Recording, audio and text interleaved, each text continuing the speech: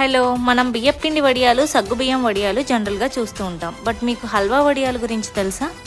ఈ వడియాలకు నేను పెట్టిన పేరే హల్వా వడియాలు. ఎందుకంటే పిండి తయారయ్యాక ఆ పిండి హల్వా మాదిరిగానే ఉంది. మా అమ్మ అయితే వీటిని చిట్టి చిట్టి పువ్వడియాలు అంటుంది. రేషన్ బియ్యం తీసుకొని వాటిని కడిగి ఒక నైట్ అంతా నానబెట్టుకోవాలి. దీనికి కొలత ఎలా అంటే, మనం 1 కప్ రేషన్ బియ్యం తీసుకున్నాం అనుకోండి, టోటల్ 6 కప్స్ వాటర్ యూస్ చేయాలి. 5 కప్స్ ఆఫ్ వాటర్ని స్టవ్ మీద పెట్టుకొని హీట్ చేసుకోవాలి. 1 కప్ ఆఫ్ వాటర్తో ఈ బియ్యంని మెత్తగా గ్రైండ్ చేసుకోవాలి. వాటర్ బాగా హీట్ అయిన తర్వాత రుబ్బి పెట్టుకున్న పిండిని కొద్ది కొద్దిగా పోస్తూ బాగా కలుపుకోవాలి, లేదంటే అడుగంటుతుంది. అలా కలుపుతూ నేను చూపించిన మాదిరిగా హల్వా కన్సిస్టెన్సీ వచ్చే వరకు ఉంచి స్టవ్ ఆఫ్ చేసుకోవాలి. తర్వాత దాన్ని మనం ప్లాస్టిక్ కవర్ మీద ఇలా చిన్న చిన్న ముద్దలుగా పెట్టుకోవాలి. బాగా ఎండ ఉన్నప్పుడు పెట్టుకుంటే 1 డేలో ఇవి వడియాలుగా తయారైపోతాయి. చూసారా, ఈ వడియాలు ఫ్రై చేసుకున్న తర్వాత గులాబీ పువ్వు మాదిరిగా పొరలు పొరలుగా అందంగా ఉన్నాయి. ఈ వీడియో నచ్చినట్లయితే సబ్స్క్రైబ్.